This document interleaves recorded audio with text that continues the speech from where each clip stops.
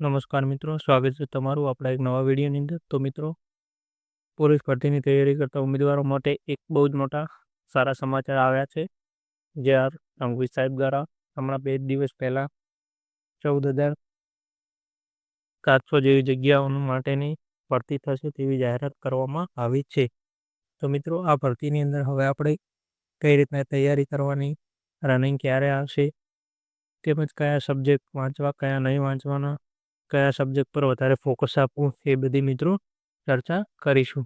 તો મિત્રો, તમે થંબનેલની અંદર જોઈ શકો છો કે અનુભવી વિદ્યાર્થી દ્વારા માસ્ટર ચેટ અરજી, એટલે કે જે વિદ્યાર્થીઓ દ્વારા આ રીતના તૈયારી કરી હોય અને તેમણે નોકરી મેળવી હોય તેની વિશેની આપણે વાત કરીશું.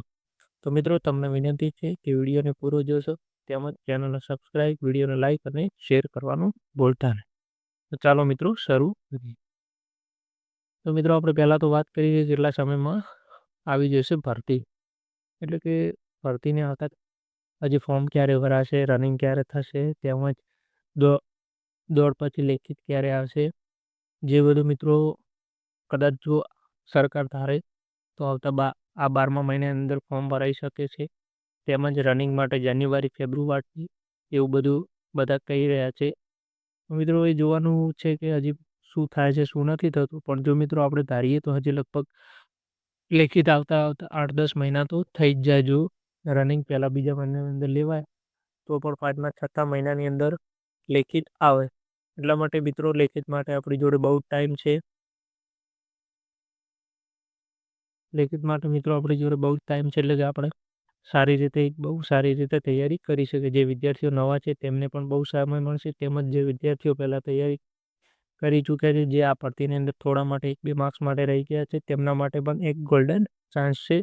જેઓ પોતાની ભૂલો શોધી અને કે આપણી કયા વિષયની અંદર આપણે ભૂલ રહી ગઈ છે એ બધું મિત્રો ચેક કરી અને એક સારી તૈયારી કરી શકે છે. તો મિત્રો, બીજો એક સવાલ છે કે શું દોડ હાલથી ચાલુ કરી દેવાય?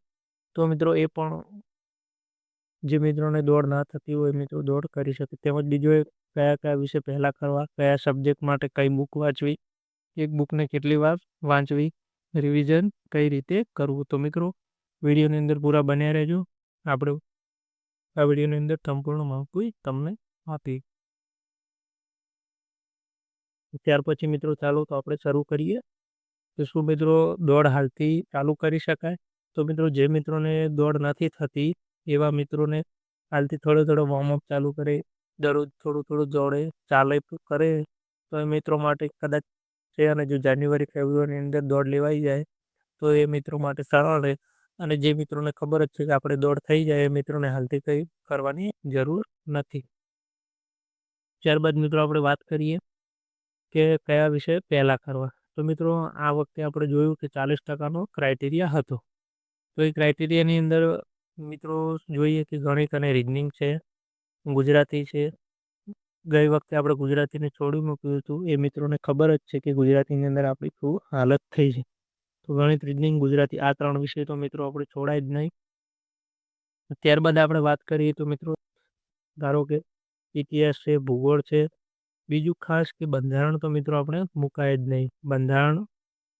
બંધારણ મિત્રો કરી જ દેવાય, કારણ કે બંધારણ તો આવવાનું જ છે. ઇતિહાસ, ભૂગોળ તો ઠીક છે કે આપણને વાંચે પણ યાદ રહે, પણ બંધારણની અંદર જે મિત્રોને તકલીફ રહેતી હોય એ મિત્રોને ખાસ કે બંધારણ તો ખાસ કરી દે. ત્યારબાદ મિત્રો આપણે વાત કરીએ કે ઇકોનોમી છે, તેમજ મિત્રો ખાસ કરીને કરંટ અફેર્સ હાલથી ચાલુ જ કરી દે, કારણ કે 4-6 મહિના સુધીનું કરંટ અફેર્સ આવતું જ હોય છે. એટલા માટે કરંટ પર હાલથી ચાલુ જ કરી દેવા. તેમજ તમે વાત કરી કે આ વખતે આપણે જોયું કે વિજ્ઞાન અને ટેકનોલોજી, ખાલી આપણે સામાન્ય વિજ્ઞાનની વાત કરીએ તો સામાન્ય વિજ્ઞાન પણ બહુ બધું મિત્રો આ ભરતીની અંદર પૂછાઈ ગયું છે. જે મિત્રો આપણે ક્યાંય જોયું નહોતું એવું બધું હતું. એટલે એના માટે થઈને આપણે પણ વિજ્ઞાનની પણ તૈયારી કરી શકાય. ત્યારબાદ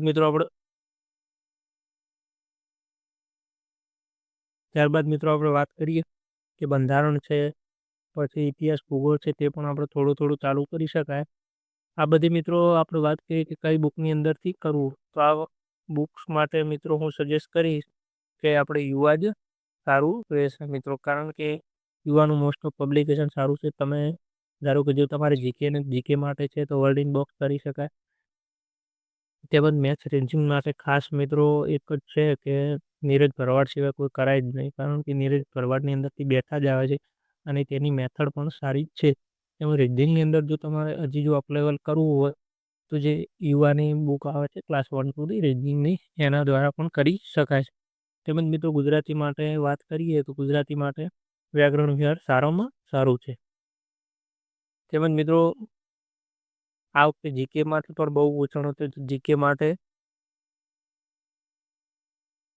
તેમજ મિત્રો આપણે વાત કરી કે જીકે માટે તો જીકે માટે મિત્રો વર્લ્ડ ઇન બોક્સ સારામાં સારી છે, તેમજ યુવા પણ સારી છે. મિત્રો આ વખતે આપણે જોયું કે જીકેમાંથી પણ સારા એવા ક્વેશ્ચન હતા. એટલે મિત્રો હવે આપણે જોઈએ તો એવું નથી કે એક સબ્જેક્ટને આપણે સ્કીપ કરીએ તો ચાલે, એવું બધું ના ચાલે મિત્રો. અને આ વખતે એ પણ વાત થઈ છે કે કાયદો આવશે, તો એના માટે મિત્રો હાલથી આપણે હજી કંઈ કરવાની જરૂર નથી. જો કાયદાની અંદર જો નવા આરઆર આવે કે નવું સિલેબસ આવે તો તેની અંદર ખબર પડી જ રહેશે કે કાયદો આવે છે કે નથી આવતો. તેમજ મિત્રો વાત કરીએ કે તમને જો નવા વિદ્યાર્થીઓ હોય એમને યાદ ના રહેતું, તો મિત્રો એકવાર તો તમે છે ને ડાયરેક્ટ બુકને વાંચી જ લો. એકવાર એમને જો ખબર પડે ના પડે બધું કંઈ નહીં, પછી બીજી વારની અંદર મિત્રો તમે તે બુકને સારી રીતે ધીમે ધીમે રીડ કરો તો તમને મિત્રો આની અંદરથી ખાસું એવું ખબર પડી જશે. જે બુકની સમજણ ના પડતી હોય એ બધું યાદ પણ રહેવા માંડશે અને સમજણ પણ પડી જશે. મિત્રો આ સ્ટ્રેટેજીથી કરશો તો તમને એમાં સારા એવી સફળતા મળી શકે. તેમજ મિત્રો ત્રીજી વખત આપણે રિવિઝનની અંદર પણ બુકને ફટાફટ વાંચી લઈએ તો ચાલે. મિત્રો એક ખાસ વાત કરીએ કે શું મિત્રો જીસીઆરટી કરાય કે એનસીઆરટી કરાય? તો મિત્રો અત્યારે આપણી જોડે બહુ ટાઈમ છે, એટલા માટે પહેલાં આપણે 6 થી 10ની જીસીઆરટી એનસીઆરટી કરીએ. ત્યારબાદ 11-12ની જે ઇતિહાસ ભૂગોળ જેવા વિષયો મેન વિષયો છે એવા વિષયો પણ આપણે કરી શકીએ. તેમજ યુવાની એનસીઆરટીની આખી જે બુકો છે જે એની અંદર 3-4 બુકો છે જેની અંદર ઇતિહાસ ભૂગોળ અને વારસો બધું ભેગું આવે છે. તેમજ એક બીજી બુકની અંદર બંધારણ ઇકોનોમી જેવા વિષયો પણ ભેગા આવે છે. એ મિત્રો એ બુકો આપણે કરી શકીએ છીએ. પહેલાં તો મિત્રો ખાસ કે જીસીઆરટી જ કરાય, ત્યારબાદ એનસીઆરટી કરાય. અને જો ત્યાર પછી જ આપણે વાત કરીએ તો કે જે અલગ અલગ સ્પેસિફિક બુક આવે છે તે કરી શકાય. તો મિત્રો વિડીયો કેવો લાગે કોમેન્ટની અંદર જરૂરથી જણાવજો. તેમજ મેં જણાવેલ વાર્તાને તમે ફોલો કરશો તો જરૂરથી સફળતા મળશે. Thank you. જય હિન્દ, જય